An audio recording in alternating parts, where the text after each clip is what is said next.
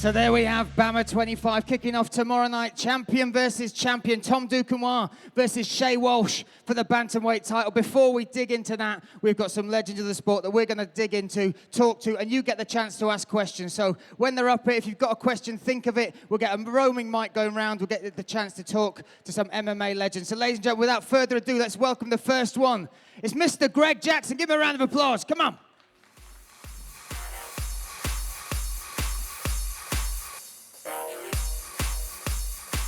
Thank you, sir. How are you, mate? Thank you. I'm well. How are you? Grab a seat. There we are. Thank you. Thank you for coming here. They're very exciting. So here we are at the BodyPower Expo. I know you've got a long, illustrious, decorated career in bodybuilding and flexing. That's my first love, yeah. Yeah, of course. As you can see by the size of me. So before we ask you about your favorite protein shake or the oil you like to use, let's get to your hobby, MMA, sir. You've done all right with it, haven't you? Let's be honest. Yeah, I've been kind of lucky, you know. I've been at the right place at the right time to work with some exceptional athletes. So, yeah, I'm very blessed, and yeah, it's pure luck. Pure luck, I think it's more than that. Let's talk about all the way back. I mean, when did it start? Because we've seen the evolution of the sport. We've seen the rise of your gym and the fighters and the athletes in it as well. When did it start for you? MMA started for me pretty much at the beginning in the United States, which is about 94 or so, very early on in the bare knuckle days.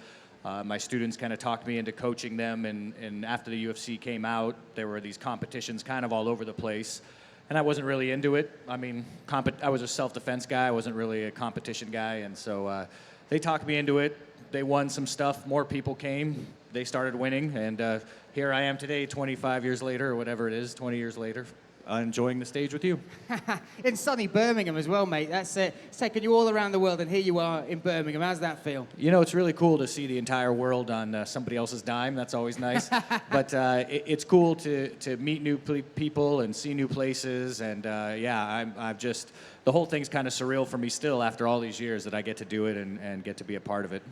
Well, let's talk about the evolution that you've watched happen, because it's not just been global, but particularly in Europe over the last 10 years especially, this sport's really taken off. What have you noticed most about the change in the European game? Because we've had a lot to catch up on. We don't do the wrestling over here, that sort of thing. Yeah, the European game is actually much improved. You know, people are people no matter where you are, and there's a warrior culture in almost every country, and so once you tap into that, once you have the right information, it's just a matter of time before the European fighters were on the big stage, and obviously you see that now. So it's exciting to see every country kind of catch on fire with it and then push forward, and all the excitement that generates, all the good things that come out of that. So it's been a lot of fun to watch and be a part of, especially in the European scene, that growth, that artistic development, the information. And then, you know, now, for me, mixed martial arts is a process that's in the aggregate. In other words, the whole world, everybody's developing moves, coming up with new techniques, and that fuels the arm race so that we have to keep up. And to have Europe to be a part of that process, I think, is very important, because there's so much creativity and so much talent that's coming from here that it pushes all of us to be better. And I heard you talk a little bit about some of your fighters before, about it being a process, the way you work with a fighter. I mean, how do you know that when you see a fighter in the gym or when they're training or when you teach them a technique, is there a moment where you go, there's something special, or is it something that's earned? I mean, is it different for each one? It's different for each one. Definitely when you watch a fighter work out, you can see how physically talented they are, and you can see how they mentally handle competition. A big deal is how they live their life outside of the cage, if they're able to kind of deal with fame, deal with all the pressure. And if you have that right combination and the right person, then you'll have something special. But it's not one thing. You can't say, oh, he's very talented, because there's a lot of talent, or he handles pressure extremely well, because there's people that do that. You have to have a kind of a combination of all these different factors, and if you kind of pass all those tests, then you're usually good to go. You're going to have a good career. Speaking of good careers, we've got Tom Duquesnoy fighting tomorrow night against Shay Walsh, dropping down from 145. He's our 145 champion, dropping down to take on Shay Walsh at 135 bantamweight. I mean, when did he step into your gym? Tom's been with us for 3 or 4 fights now. He is just such a great kid. He's super focused, very, very intellectual, very intelligent in how he comes with fighting. And he's a hard worker, and that's one of my big selling points. So knowing that I think he has a bright future and knowing that he's a great guy, I wanted to come out and make sure I got to corner him and get that whole experience. So that you really get to know somebody there. You get to be a better coach because you're on the ground with them. You get to see what they like, what they don't like, how they respond to certain things. I wanted to be a part of that process. So here I am. Well, he's one of the most exciting fighters on BAMMA. If you are unaware of who Tom Dukanwar is, he's fighting Shay Walsh next week. Let's have a little look at him in action up on the screens.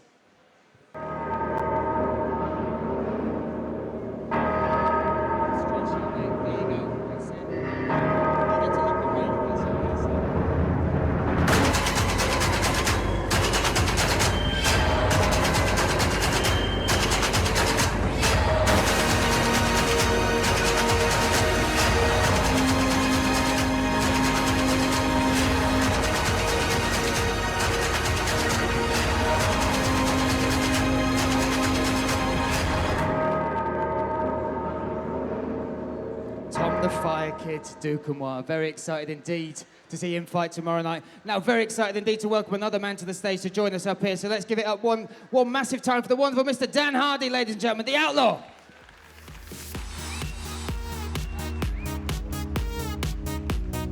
Thank you, Dan. Swap you up. How are you, sir? You good? Grab a seat. It's a brave man sporting flip-flops in Birmingham, sir. It's too warm for me. How long this have you time of been year. out of this country? What's going on, eh? Yeah, I don't do shoes anymore. I'm only wearing flip-flops because I have to wear something. That's hilarious. That's wonderful. Well, welcome back. It's great to see you. Thank you for doing this as well. No worries. Really excited to talk to you because you've been so instrumental in UK MMA. You've been a figurehead. You've driven it on. You're now a role model and people look up to you. I don't want to make you feel old there, fella. I do apologise. But how have you seen the sport evolve in this country in particular? Because the grassroots MMA scene is massive at the minute. Yeah, it's growing very quickly. You know, we kind of had a lull in the sport for a while. When the UFC came over, I think it kind of impacted the sport in this country a little bit negatively because a lot of people then started waiting for the big show to come back and they stopped putting on their own shows and stuff. But now we're starting to get, BAMMA's a great show. I really enjoyed the last one and we're getting a few of the shows cropping up around that are really starting to build some good British talent that eventually is going to cross over to the UFC and do us proud.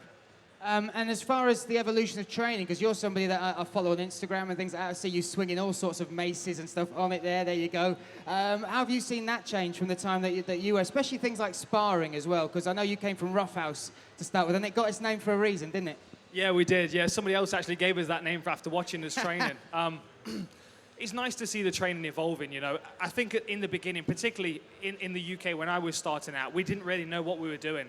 You know, I was coming from a Thai boxing background, and the idea in Thai boxing is just to kind of beat the hell out of yourself, beast yourself until the fight to prepare yourself. And we know now that's not the smart way of doing it. I mean, I've got a few injuries that I'm walking around with that I wouldn't need to have if I had been training smarter. And we're seeing fighters coming through that are starting to really revolutionize the way that people are preparing for the sport, which it's such a new sport that we need to evolve the training to suit it. And a lot of the movement pattern stuff and the kettlebells, mace bells, all that kind of stuff, it's far more sport specific, in my opinion. I like the powerlifting, the deadlifting stuff, but when you get into training camp, you need to be moving in the ranges of motion that you are in a fight, and it's very difficult to do that with barbells and stuff. And speaking of evolution as a fighter as well, you've not just evolved from fighter, you're now commentator as well. Beautifully done as well, my friend. That has been absolutely superb. I've got to say that. It's fantastic. How's that transition been? How's it been now stepping side cage? Because I can imagine you're someone who's itching to get in there every time you see him square off. Yeah, it's difficult, especially because obviously I'm trying to fill Joe Rogan's shoes, and a lot of people, obviously we all love Joe Rogan. We grew up watching him, so to try and step in and to add something new to the commentary role is very difficult. But I think I have my own style, as do all the other commentators. I really enjoy, Kenny Florian, particularly Bryan Stan. I think he's very good as well. But it's nice to have a European flavour. John Goddard, my co-commentator, is also very good, very knowledgeable. And it's fun. It's fun to be a part of Fight Week. It's fun to be around and just to witness the goings-on around it without having to worry about preparing myself. I always look forward to Fight Week, but then when you've got to think about cutting weight yourself and then, staying focused on your game plan and all of that kind of stuff, it's easy to lose track and lose focus of the bigger picture of the event. And now I get to see all that, and have one of the best seats in the house. Best seat in the house, man. It's awesome. We're going to put that commentary to the test now. We just also have a look at some of the young fighters coming through, in particular on BAMMA. First up, we're going to have a look at Paul Daly. Not such a young fighter, but somebody that you know very well, and maybe gave you a couple of those injuries, I'm guessing. I'm sure he did, yeah. I've felt enough left hooks from Paul Daly in my time, I tell you. You know, we go back a long way, Paul and I. When I first joined the Roughhouse team, it was an amateur team, and it was just Paul and one other guy, a guy called Matt Howell. And I stepped in and started working with Paul when he was preparing for professional fights. And it was obvious when he first started out how talented he was. You know, he's such an explosive athlete, and the power in his left hooks got him out of some real scrapes in the past. And I've been in some of his corners where the fight was real kind of 50-50, and then the big left hook comes out of nowhere, and the guy's asleep on the canvas. Well, let's have a little look at that. I don't know if you can squeeze your neck round there. We'll have a look at Paul Daly up on the big screen now in action. Talk us through it, mate. Well, you know, he's a very professional striker. He's very patient. He looks for openings. Look at that, beautiful. He'd obviously thrown that overhand right just to set up that uppercut, that Lee left uppercut. It wasn't something that he was looking at landing with that overhand right, because he knows his power's in his left, and he just kind of waits. I like watching Paul fight because he's one of those fighters that when he's standing in front of you, you're waiting for him to throw something ridiculously powerful. So it makes people tentative. It makes people hold back. Watch, the right hand's going to be really lazy. He throws that just to back him up to the fence and square him up before he throws that nice lead uppercut. And, you know, it's the precision pinpoint striking about Paul Daly. I was much more of a volume striker. I like to move away and counter people as they were moving in with big combinations, whereas Paul's just that single punch. How can I set this guy up? How can I lay this trap for him? Yeah. A very intelligent fighter. I think Koscheck is going to get wrecked. The rematch we've been waiting for. Let's have a look at a couple more before we bring on our next guest. Marc Diakhese takes on Kane Musa. A great lightweight battle there. Diakhese causing a lot of storm, a lot of people noticing him. Let's have a little look at this nasty knockout from BAMMA 22. And you'll notice Rick's movement immediately excellent, diagonally, laterally, in and out. Beautiful. Again, circled him towards that right hand. Kept pressure on that left angle to force him into that right hand. Yeah. Really nice. And very athletic as well. Look at that. Look at that, yeah. Why did you never celebrate I could like never that, celebrate eh? like that. I'd pull a muscle, I'd tear No, something. not even the caterpillar. No, I just do the wave to the Fair enough, fans. mate. That's There you easy. go. And last one, we'll go back to Greg Jackson's Tom Duquesnoy. Let's have a little look at a knockout from him. An absolutely awesome one from BAMMA 23. Yeah, really excited. Really excited to see this fight tomorrow night. I think bantamweight's a much better weight for him, particularly on the world stage. But you know, for such a young kid to be in such a fantastic gym with a coach like this at his side, I mean, you know, we've got to expect great things from him, and I think everybody does. How exciting, mate. There we go. Thank you very much. Let's welcome our next guest to the stage, perhaps the most active UK person in an octagon, in a cage. Let's welcome to the stage the marvelous Mr. Marc Goddard. Give him a round of applause. That's all down. How are you, sir? Good to see you, my man. Not all in black this time. So used to seeing you all in black. Yeah, I'm just a normal person as well. Well, as you can tell, also with that accent, a hometown boy. We've got any Birmingham people in? Just one person waving. Nice to meet you. Thanks for coming out, fella. How's this feel in your hometown, mate? The Body Expo and a card like BAMMA going on with all the champion versus champion hype. Yeah, it's good. Only maybe 2 times a year do I get a chance to work on a show in my hometown, because every other week I'm on a plane somewhere. Not that I'm complaining, but it's nice when I'm 20 minutes from home. Perfect, mate. There you go. Get to sleep in your own bed. And let's talk about that, because you are flying the flag. We talk about the martial artists that we've got going on in the various organisations around the world. You are setting a standard, and it's not gone unnoticed with regards to regulations, rules, refereeing in the cage. How does that feel? I mean, this trajectory, when did it start? When did you first step in there with the white gloves on and the black outfit? Black gloves. Black gloves. Sorry, sir. It's not snooker. I was thinking I was watching the World Championships last week. I got the wrong guy. You look a lot like Steve Davis. I don't know if anyone's ever told you that. I look like who? I'm joking, mate. Forget it. Forget it. So when did you first step in there with the black gloves? Yeah, my journey into refereeing was by accident. It was 2004. I was due to compete at a show. I was hurt, and one of the refs didn't turn up. The organizer, a friend of mine, said, "Will you jump in?" I didn't have time to say no, and the rest is history. That's 11. So I've been refereeing for probably close on my 12th year now, and it's just gone up and up and up ever since. What was the accident? What happened? Because that is the best accident that's ever happened to anyone ever, isn't it? Yeah, well, that's when I believe that, you know, fate plays its part. That's right. I was injured and I couldn't compete. I can't remember what the injury was, but, you know, if it wasn't for that injury, I wouldn't have gone on to do what I was doing, so it's all good. And how do you feel that side of the game's progressed? Because the evolution of the sport technically, the athletes, the training, the nutrition has grown. How do you feel the refereeing side of it, the rules, the regulation has progressed along with the sport? Yeah, the referees are getting better, but what I explain to people is it's much like the fighters. It's an evolutionary process, because as time goes on, the officials that come into mixed martial arts will be solely mixed martial arts. At the moment, we still have a lot of the old guard people who are traditionally just from boxing or just from wrestling. So as the sport grows and things get older, I think the level will increase in all the facets of the sport. And, you know, people like John and Herb and myself, we're busy giving schools and, you know, teaching would-be referees all the time, all over the world. What is the lesson? I mean, obviously, there's very important ones like the submissions, when to stop a fight, understanding that. When do you do the lesson for the hand movement, the gesture the referee does before the start of a fight? When did that all start? That's not me. I just do one thing that I've always done. I just, you know, it's like my They've all got one. They've all got a different one, haven't they? Throw up a heart, beat the chest, a little wink. That's up to them, guys. Yeah. You know, it's a personal thing, but I just keep it low key. Superb, mate. And let's just ask you one more question before we bring on Paul. Which is the favourite fight you've ever been the third man in the cage for? What has been the highlight of you watch, as in there refereeing? It's tough because there've been so many thousands of fights. One of them, it can change maybe on a given day. In the UK, you know, this man sat next to me many years ago was involved in a fight in UK folklore with a guy called Matt Thorpe. Do you remember it? I remember it well, yeah. It's a long time. The Alex Reed and Tom Watson fight, yeah. that will go down in history. Absolutely. On an international front, probably one of the fights in Brazil was the Aldo Mendes rematch. Wow. At the time, Aldo was the last Brazilian with a belt. He knew it, the crowd knew it, and it was an intense affair. Amazing, that's wonderful. So there we go. Thank you very much, Marc Goddard. Let's welcome our last guest onto the stage. Please put your hands together for Paul the Bear Jew Craig. Cheers, mate.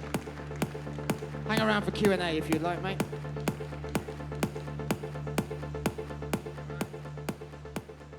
Hello, mate. How are you, sir? Yeah, I'm smashing. There we go. This is BAMMA's light heavyweight champion.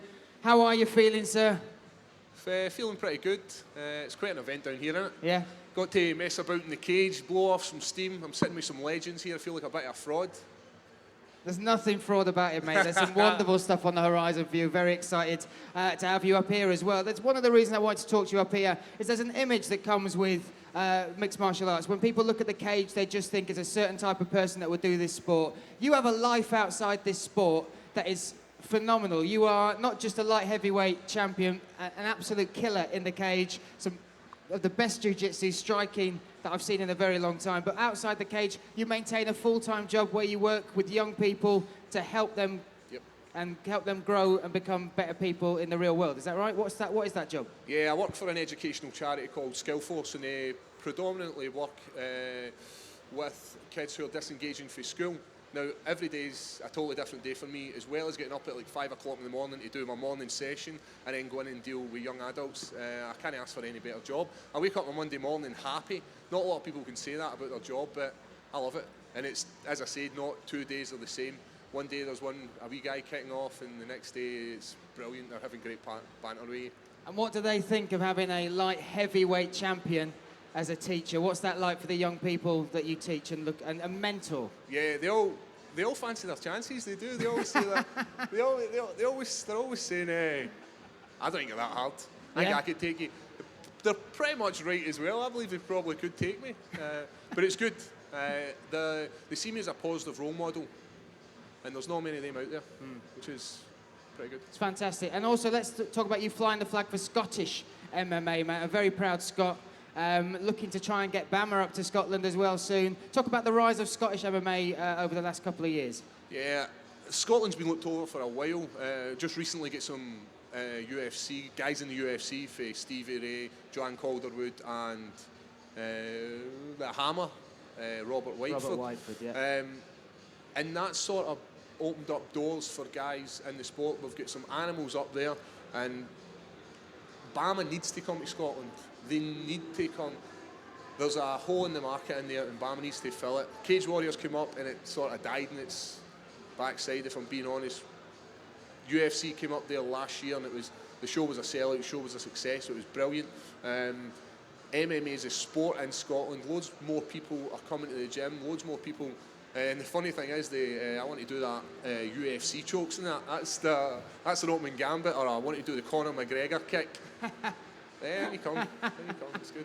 There you go, sir. Look, we've got wonderful guests up here. Your chance to ask them a few questions. If you've got a question, we've got the wonderful George. I might steal the mic off one of you guys if there's one down there. I've got it. That's all right, sir. There we go. Turn it on. There you are. If you've got any questions for our guests up here on stage, raise your hand. We'll go and see. Anyone got any questions? There we are. There's a gentleman there, fella.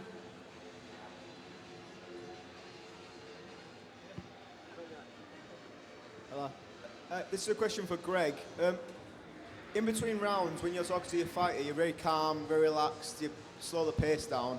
That's very different to what other coaches will do. They try and hype the fighter up. Why do you choose that technique over other options? Well, that's a good question. There's a couple reasons for it. One is fighting is a very intense process, and you don't need somebody trying to make it more intense. You need to relax a little bit and kind of keep your wits about you. And the other reason is I try to get their heart rate under about 140 beats per minute so that they can process information better, they can calm down and kind of recharge. If you've been through this intense battle and you get to a place where you can rest, the last thing you need is somebody screaming at you about how intense that battle was. That's not the job. The job is to calm them down, get them focused, and then just convey a couple of points of information. You're not going to, read Shakespeare up there to them while you got the 1 minute. You want to calm them down, make sure that they're kind of back in the fight, give them some ideas, and then and let them go again. But getting the heart rate down, using your breath is a very important aspect of dealing with combat. Anytime that you get to a place where you can kind of have a little breather, you want to, use the kind of the bridge between the sympathetic and the parasympathetic nervous system is that breath control, getting it down, breathing, relaxing, getting your heart rate as low as you can so that you're ready to go again, and then getting your mind right so that you can get back on the attack, so to speak. Next up, we've got anyone else who's got a question? There's a guy at the front here, Georgia. It's our Birmingham man. Hi, how's it going? Nice to see you, mate. Who would you like to speak to? Which question would you like to I've ask? got a question for pretty much everybody on the stage. First of all, I wanted to ask Greg Jackson. It's a little bit about what's it like working with John Jones, and where do you see his career progressing if he can stay himself out of trouble? That's an if, right? So John is a very special fighter. He's very athletic. There's a lot of things that people say. He has a long reach, but that's not, to me, what makes him special. To me, what makes him special is his fearlessness to go for new techniques, to be creative.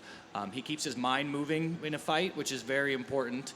Obviously, he's very tough, but I really enjoy that he fights not to protect, but to try and win, to try and push the envelope a little bit, and to try to stay unpredictable. Luckily enough for me, I was able to, in his career, kind of put in his head that creativity needs to be fostered, and then he just went with it, and from a little seed that was planted, he really kind of opened up and has been incredibly unpredictable. I really enjoy that. Some fighters you talk to and you'll say, you do this, don't do that, this is what you want to watch out for. He's one of the fighters that you can push into the other opponent's safety zone. So like with the Glover-Teixeira fight, instead of trying to stay at range and run away from Glover, just ran right at him. Just go at him. Just get him uncomfortable where he's comfortable. And he's a fighter fearless enough to do that. So I think that's one of the things that makes him very, very special that might be overlooked. And for Dan, we get the mic back up on this? Hello? That's Thank better. you, sir. Yeah, and for Dan Hardy, I heard an interview when you spoke about your trip to Peru and your experience with ayahuasca. I was just wondering, are you planning on another trip to Peru? And is there any way you can recommend? Because it's definitely something that I'm interested in. I'd like to get the chance to do that at some point. You just got back, didn't you, mate? Yeah, I did. I just got back. were in the I went flip-flops. right after the London show, the last show we did in London for the UFC. I was on a plane the day after straight out, and I spent 2 weeks there. And it was pretty amazing, as was the first time. I recommend it for anybody that hears about it and has a pull to it. The internet's your friend. There's loads of good information on there. So get on there. There's loads of good books. So just, yeah, do a bit of research, but reviews are the best thing. Get on the internet and see what other people are saying. And a bit more of a technical question. I've been training jiu-jitsu for about just over 2 years, and one of the positions that I struggle with is the Darce choke. I either get caught in it a lot or I can't escape. Here we go. I'm going to hand this to Paul, mate. Come on. You got a killer Das. Who do you want to answer? I'll let you guys answer it together. I'm not sure whose your fountain of knowledge is going to be. Well, you train at the same club as me, so are you referring to me, Darcy, and you? Because if it is, there is no escape. Shots fired. Have we got room for another fight on BAMMA tomorrow night? I'm joking. Look, we were talking earlier, I don't want to lecture anyone, and I always say that prevention's better than cure. If I can be one step ahead of my opponent, it's always a better idea not getting caught in a submission than when you're caught in a submission. But of course, when you do get caught, I treat a Darce the same as any other head and arm. I want to bring my hand, the long arm, my hand to the same side as the shoulder on my ear, and then I'll start to relieve the pressure and work out from there. And like any choke, I want to make sure that I don't panic. That's my take, and like I said, work on the prevention, but always have the cure there as well. Superb. Any more? You done? That's pretty much all. Awesome. Thank you very much. Anyone else got a question for our stars up here? Raise your hand. We'll bring a microphone to you. There's one behind you there, Georgia. Hi there. This is a question for Greg. After John Jones' last fight, he was overheard saying, "I told you so," and it was speculated that this related to his powerlifting. Have you any comments about that, and could you elaborate? There's not much to elaborate. Time and place for every sort of training. Like Dan said earlier, I'm much more into functional movement stuff. There is a time and place, I believe, for powerlifting, but as to where you do it in the camp and at what specific times and with who specifically, those variables need to be taken into account. And so sometimes a fighter can fall in love with something that, because it's new and it's exciting and it's something neat and they haven't done it. But those of us that are old and broken down have done it and understand where its place is. So it was just it's just a learning experience, you know. I'm still learning. I would be bored if I wasn't, and I can't be bored. So I really enjoy learning, but sometimes your lessons are learned in the cage. Sometimes you're lucky enough to learn them before you get in there. And so it was just a lessons learned for all of us. Thank you, mate. Anyone else got a question for our 4 panelists? Yeah, question for Greg Jackson. Greg, last week you were in a bit of a difficult position Front with row on the right there, mate. Alistair Overeem and obviously Andre Arlovski, both fighting each other at UFC Rotterdam. Can you tell us what was the kind of fallout from that? Have you spoken to Overeem after that fight? Yeah, I spoke to everybody. Everybody's good after the fight. Those situations, I was just telling these guys, are very hard for me. I don't like it at all. I know it's business and it's all part of the game and stuff, but for me, it's still very personal. I don't like when one of my guys fights another one of my guys. So I always say the victory is for the fighters and the losses are for me, and I think that's very true. But when it's those situation where it's both those guys, there's no winning for me. So I'm in a situation where I'm just like, I just got to suck it up, and that was definitely this last weekend. So no matter who would have won, no matter what would have happened, it wasn't going to be a happy ending for me. Andre will be back. We've still got work to do with him. I still believe in him 100%, and obviously Alistair's well on his way. So we'll deal with it. Everybody's still training. Everybody's still happy, and that's the most important thing. So we'll push on from there. Great, and just one last question for Dan. Dan, there's loads of British talent on the card tomorrow night. Is there anyone in particular that you've kind of got your eye on? Well, I always enjoy watching Ed Arthur. I've been involved a little bit in his. I cornered him for one of his fights one time. I know he works with a great team, Dean Hammersinger and all the guys down there. So I think he has so much potential. He's such a confident young man. He fights very relaxed, and I think he's a quick learner as well. So I think that the lessons that he would have taken in that loss against Shea Walsh are lessons that are going to last him throughout the rest of his career. So I'm really excited to see where he goes from here. Superb. Anyone else got a question? We'll have a couple more before we wrap up. There's some behind you there, George, just the front row. Hi, it's for Coach Jackson. Is it hard once you've had a fighter on a loss? Do you find it hard to motivate him for a next fight? Or is that just on his own thing? Because after a loss, it's a hard thing to take, isn't it? It is. Loss is never a fun process for anybody. But it is a necessary process. Everybody has to lose. It's a sport, you know what I mean? So, and part of the evolution of you as a fighter is how you deal with the pressures that come with MMA. I mean, it's hard enough having a guy that's been training, 8 weeks trying to knock your block off. In addition to that, you have to deal with all the pressure on the outside, and in addition to that, dealing with when things don't go your way. A lot of that is a very hard thing for people to deal with. So, if you're a fighter, you're always going to come back. I mean, until it's your time to retire. So a little bit on your own, and a little bit, it's my job to remind them, this is part of the process. It sucks, but everybody is lost. Everybody is lost. As a matter of fact, losing gives you so many good lessons and so many positive points if you look at it, what you can improve on, what you can do better.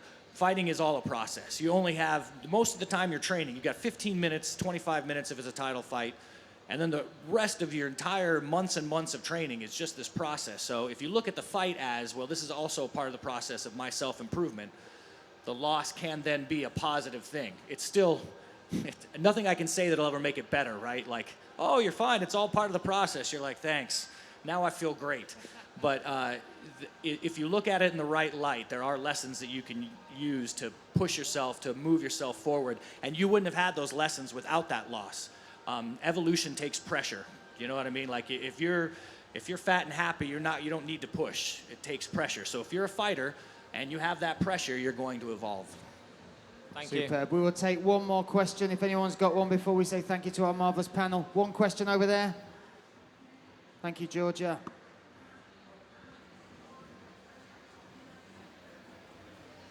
This is a question for anybody. There's a lot of British talent coming through.